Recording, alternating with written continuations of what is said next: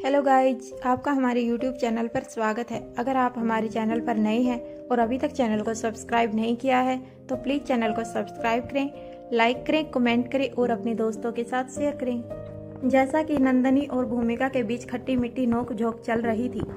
भूमिका कहती है, यह नहीं हो सकता, हमने पूरे 24 घंटे खराब करके ड्रेस फाइनल की है, इसीलिए नंदनी भाभी आप यह ड्रेस प्रीति को फिर कभी पहना देना, अब तो ऐसे मौके आते ही रहेंगे। नंदनी कहती है, लेकिन आज की बात अलग है, आज उसे गुलेरिया परिवार से आए हुए कपड़े ही सुगुन के तौर पर पहनने होंगे। बस मैं कुछ नहीं जानती, अब तुम समझो और यह अनीका समझे। अगर तुम लोगों ने मेरी बात नहीं मानी तो मैं खुद जाकर प्रीति से बात करूंगी और मुझे पता है तुम दोनों ऐसा बिल्कुल भी नहीं चाहोगी। अब आगे आयशा मारवा अब तक वहां पहुंच चुकी थी और भूमिका व नंदनी के बीच चल रही इस नोक झोंक को देख भी रही थी। वह अच्छी तरह से जानती थी कि अगर अभी इस नोक झोंक को नहीं रोका गया तो यह जल्दी ही विवाद का रूप ले लेगी। भूमिका जितनी अंडरस्टैंडिंग और स्वीट नेचर की थी उतनी ही जिद्दी भी थी और जिद्दी भी वह आसानी से नहीं पकड़ती थी, लेकिन अगर उसने जिद पकड़ ली तो फिर उसे अपनी बात से डिगाया नहीं जा सकता था। अनीका भी इस बात को अच्छी तरह समझ रही थी, लेकिन ऐसी स्थिति में क्या किया जाना चाहिए इसके लिए अनीका बिल्कुल भी तैयार नहीं थी। वह चाहती थी कि यह मामला खुद ही सुलट जाए, किंतु स्थिति ऐसी दिखाई नहीं दे रही थी। धीरे धीरे यह खराब होने वाली थी। इससे पहले कि एक अच्छे मौके पर परिस्थितियां खराब हो जाएं, आयशा मारवा कमान संभाल लेती है और कहती है, तुम दोनों रुक जाओ, मेरे पास तुम्हारी प्रॉब्लम का सॉल्यूशन है। आयशा भूमिका से कहती है, तुम यही चाहती हो कि प्रीति वही कपड़े पहने जो उसने अपने लिए खुद चुने हैं। भूमिका हाँ में गर्दन हिला देती है। फिर आयशा नंदनी की तरफ घूमती है और उससे कहती है, तुम यह चाहती हो कि प्रीति जो भी पहने वह गुलेरिया परिवार की तरफ से उपहार हो। अब नंदनी भी हाँ कर अपनी गर्दन हिला देती है। इसके बाद आयशा कहती है, यह कोई बड़ी समस्या नहीं है जिस पर तुम दोनों अपना मूड खराब करो। देखो, उस ड्रेस को तैयार करने का जो भी खर्चा है वह गुलेरिया परिवार दे दे। इस तरह से वह ड्रेस गुलेरिया परिवार की तरफ से हो जाएगी और प्रीति की मनपसंद भी। यह सुनते ही नंदनी के चेहरे पर मुस्कान आ जाती है। उसे यह उपाय बेहद ही पसंद आता है और वह झट से मुस्कुराकर कहती है, मुझे इस बात से कोई ऐतराज नहीं।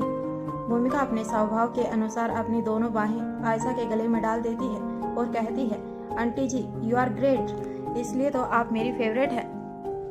तभी फुदकते हुए रिया वहां आ जाती है। फिर भूमिका का हाथ पकड़कर कहती है, भूमिका बुआ चलिए आप मुझे अपनी ड्रेस दिखाइए कि आप क्या पहनने वाली हैं और मैं आपको दिखाती हूँ कि मैं अपने लिए क्या सिलेक्ट किया है और आप उसे देखकर बताइए कि मैं उसमें कैसी लगूंगी। रिया की बात सुनकर सभी के चेहरों पर मुस्कान दिखाई देने लगती है। तभी सभी वहां खड़े देखते रह जाते हैं कि रिया भूमिका का हाथ पकड़कर उसे अपने साथ ले जाती है।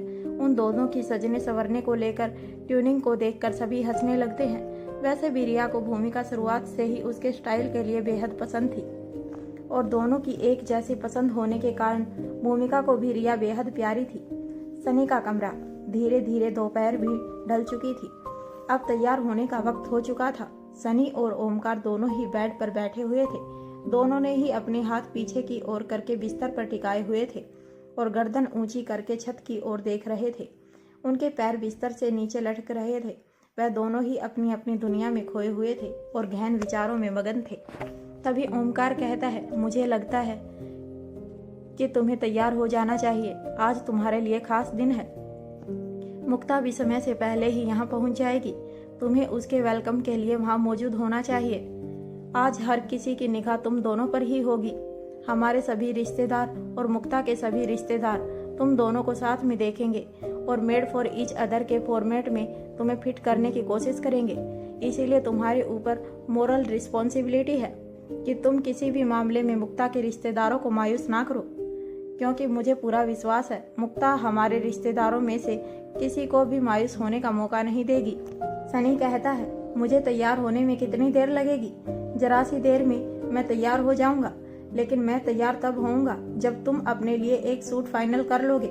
कितनी देर हो चुकी है मुझे तुमसे यह कहते कहते कि कुछ सिलेक्ट कर लो। तुम मेरे बचपन के दोस्त हो, तुम्हारा मेरे आसपास रहना तुम्हारी मोरल रिस्पॉन्सिबिलिटी है। ऊपर से अगर तुम इसी तरह से उदास रहोगे तो लोग तरह तरह की बातें बनाएंगे। फिर एक पल रुक कर आगे कहता है, और बोलने वालों को तो तुम जानते ही हो, अब तक जो भी लोग इस बारे में जानते होंगे कि मुक्ता और तुम्हारा रिश्ता होने वाला था, वह तुम्हारे चेहरे की मायूसी देखकर कुछ और ही मतलब निकाल लेंगे। इस खूबसूरत अवसर का फायदा उठाते हुए तुम्हारे माता पिता के पास अपनी अपनी लड़कियों का रिश्ता लेकर पहुंच जाएंगे। तुम्हारी मुसीबत कम होने की जगह और बढ़ जाएगी। इसीलिए जैसा कहता हूँ वैसा करो। अब ओमकार कहता है, मैंने कहा ना, मुझे कहीं नहीं जाना, मैं यहीं कमरे में ही ठीक हूँ। सनी अपनी जगह से उठ खड़ा होता है और बिस्तर से कुछ कदम दूर चला जाता है। फिर ओमकार की तरफ मुड़ता है और उसे धमकी देते हुए कहता है, अगर तुम मेरे साथ नहीं चलोगे तो मैं भी नहीं जाऊंगा। मेरा ऐसा करने से मुक्ता का मूड खराब होगा, उसकी जिम्मेदारी तुम्हारे सिर आएगी। वैसे भी आज उसका जन्मदिन है। इतना ही नहीं, मेरे अपने कमरे से बाहर नहीं जाने के लिए जवाबदेही भी तुम्हारी होगी। सभी घर वालों को, रिश्तेदारों को तुम जवाब देना, मैं किसी से नहीं मिलूंगा। अब ओमकार सीधा बैठते हुए कहता है, तुम बिना वजह ही जिद कर रहे हो। सनी ओमकार की तरफ एक कदम आगे बढ़ाते हुए कहता है, और तुम क्या कर रहे हो? दोस्त की खुशी में खुश होना एक अच्छे दोस्त की पहचान होती है। आज नहीं तो कल प्रीति की नाराजगी दूर हो ही जाएगी। वैसे भी भूमिका दी ने कहा है कि वह हमारी मदद करेंगी। अब मौका दो उन्हें कि वह हमारी कोई मदद कर सके। और तुम भूल रहे हो कि पार्टी में नीचे प्रीति भी होगी, इसीलिए भी तुम्हें खुश और अच्छा दोनों दिखाई देना चाहिए। अब ओमकार जैसे ही आगे बोलने की कोशिश करता है, तभी दरवाजे पर खटखटाने की आवाज होती है। उन दोनों की आंखें एक साथ दरवाजे की ओर देखने लगती हैं। दरवाजा खुलता है और एक नौकर अंदर आ जाता है। नौकर अपने हाथों को आगे की तरफ बढ़ाता है तो उसके हाथों में एक सूट था। वह उसे बेड पर रख देता है। फिर कहता है, भूमिका मैडम ने कहा है कि यह सूट प्रीति मैडम की ड्रेस से मैचिंग है और ओमकार सर को यही पहनना है। इतना कहकर वह वापस पीछे की ओर मुड़ता है और चला जाता है। यह सुनकर ओमकार को अंदर से थोड़ा सा उत्साह महसूस होता है, लेकिन अभी भी उसके चेहरे पर असमंजसता दिखाई दे रही थी। वहीं सनी के चेहरे पर बड़ी सी मुस्कान आ जाती है और वह ओमकार की तरफ अपना हाथ आगे करते हुए उसे कहता है, अब तुम्हारे पास कोई चारा नहीं है, ना मुझे ना कहने के लिए और ना ही भूमिका दी को। फिर ओमकार का हाथ पकड़कर खींचकर उसे खड़ा करके उसके दोनों हाथों को अपने हाथ में लेकर थपथपाते हुए कहता है, चलो तैयार हो जाओ। जरूर भूमिका दी ने तुम्हारे लिए कुछ ना कुछ सोचा होगा। पॉजिटिव सोचोगे तो पॉजिटिव होगा। सनी की बात सुनने के बाद अब ओमकार के चेहरे पर हल्की सी मुस्कान आ जाती है। रोहित अनिका का कमरा। रोहित अपने कमरे में तैयार हो रहा था, तभी दरवाजा खुलता है और अनिका अंदर आती है। अनिका के अंदर आते ही रोहित के चेहरे पर बड़ी सी मुस्कान आ जाती है और वह कहता है, अब तुम्हें तैयार हो जाना चाहिए। तुम्हें तैयार होने में ज्यादा वक्त नहीं लगता, लेकिन फिर भी इससे ज्यादा देर करना ठीक नहीं होगा। अनिका की आंखें कमरे में अंदर आते ही उस स्टैंड पर जाती हैं जिस पर कई सारे गाउन टंगे हुए थे। यह बेस्ट गाउन्स में से कुछ थे जो खास अनिका के लिए ऑर्डर किए हुए थे। अनिका की निगाहें पल भर के लिए उस स्टैंड पर ही टिकी हुई थी। वह केवल रोहित की आवाज को अपने कानों से सुन रही थी। वह स्टैंड के पास जाकर सभी गाउन्स को इधर उधर करके देखने लगती है। फिर 2 पल के बाद अनिका कहती है, आई एम सॉरी मिस्टर मारवा, पर मैं गाउन नहीं पहनूंगी। आज मैं साड़ी पहनने वाली हूँ। रोहित अनिका की बात सुनकर बेहद हैरान होता है और उसके पास आकर कहता है, क्यों, क्या तुम्हें यह पसंद नहीं? अनिका कहती है, तुम्हारी पसंद मुझे पसंद क्यों नहीं आएगी? ऐसा कहकर वह रोहित की तरफ मुड़ती है। अनिका की आंखें जैसे ही रोहित की आंखों से मिलती हैं, वह पल भर के लिए खामोश रह जाती है। उसके बाद उसका ध्यान रोहित के मुस्कुराते हुए चेहरे और फिर पूरे रोहित पर जाती है। रोहित के ड्रेसिंग लुक को देखकर अनिका जैसे पिघल जाती है और उसकी बात मुंह के अंदर ही रह जाती है। वह खामोश होकर हल्की सी मुस्कान के साथ रोहित को देखने लगती है। रोहित धीरे से अनिका की तरफ बढ़ता है और उसके एकदम पास आ जाता है। फिर उसकी कमर में हाथ डालकर अपनी तरफ खींचते हुए पूछता है, बताओ यह गाउन तुम्हें क्यों पसंद नहीं? अनिका अपने दोनों हाथ रोहित के दोनों कंधों के पास सीने के ऊपर रख देती है। अनिका को ऐसा महसूस हो रहा था जैसे उसके आसपास हल्की हल्की हवा चल रही हो। वह इस तरह रोहित में खोई हुई थी कि उसे रोहित की आवाज भी सुनाई नहीं दे रही थी। अब रोहित इस बात को समझ जाता है कि अनिका का ध्यान उसकी बात पर नहीं है। मौका हो, दस्तूर भी हो और रोहित चूक जाए, ऐसा तो हो ही नहीं सकता। रोहित के होठ अनिका के होठों की तरफ बढ़ने लगते हैं। तभी अनिका सचेत हो जाती है और रोहित के होठों पर अपना हाथ रखते हुए कहती है, कभी भी कहीं भी। शुरू। अब रोहित अनिका का हाथ अपने होठों से नीचे कर देता है और कहता है, कहीं भी कहाँ हूँ? अपने बेडरूम में हूँ, अपनी बीवी के साथ। अनिका अपने दोनों हाथ रोहित के गले में डालते हुए कहती है, अच्छा तो क्या आप आज की सभी जिम्मेदारियों को पूरा कर चुके हैं और इस वक्त पूरी तरह से फ्री हैं? अब रोहित जवाब देता है, वही तो पूरी करने जा रहा था। मेरी पहली जिम्मेदारी तुम हो, पर तुमने पूरा ही नहीं करने दिया। अनिका मुस्कुराकर पीछे हट जाती है और कहती है, अगर आप तैयार हो चुके हैं मिस्टर मारवा, तो क्या मैं तैयार हो जाऊं?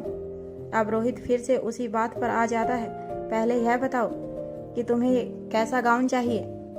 अब अनिका जवाब देती है, मैंने कहा कि मैं साड़ी पहन रही हूँ, मुझे गाउन नहीं चाहिए। रोहित पूछता है, तुम पर सब अच्छा लगता है, लेकिन गाउन क्यों नहीं पहनना? क्या कोई खास वजह? अनिका जवाब देती है, आज उन चारों का दिन है, वह दोनों लड़कियां गाउन पहनेंगी। अब घर की बाकी सभी फीमेल भी गाउन पहन लेंगी, तो उन दोनों के लिए खास क्या रह जाएगा? आज सबसे अच्छा और अलग उन्हें ही लगना चाहिए, इसीलिए मैं इंडियन अटायर पहनना चाहूँगी। अब रोहित कहता है, तुम चाहो जो भी पहनो, तुमसे अच्छा और कोई दिख ही नहीं सकता। मैं सिर्फ इसलिए पूछ रहा था ताकि अपनी सोलमेट के साथ मैचिंग कर सकूं। ठीक है, मैं भी कुछ इंडो वेस्टर्न या इंडियन अटायर पहन लेता हूं, जिसमें कुर्ता शामिल हो। अब अनिका रोहित से कहती है, उसकी कोई ज़रूरत नहीं, तुम इसमें बहुत अच्छे लग रहे हो। रोहित जवाब देता है, मुझे अच्छा लगने के साथ साथ अपनी मेट के साथ मैच भी करना है। Guest room. श्रेया, राजलक्ष्मी, नंदनी सभी गेस्ट रूम में मौजूद थे और तैयार होने के लिए अपने अपने चेंजिंग रूम की तरफ जाने की तैयारी कर रहे थे। आयशा, मारवा और भी कुछ औरतें गपशप करने के लिए इस वक्त यहीं मौजूद थी।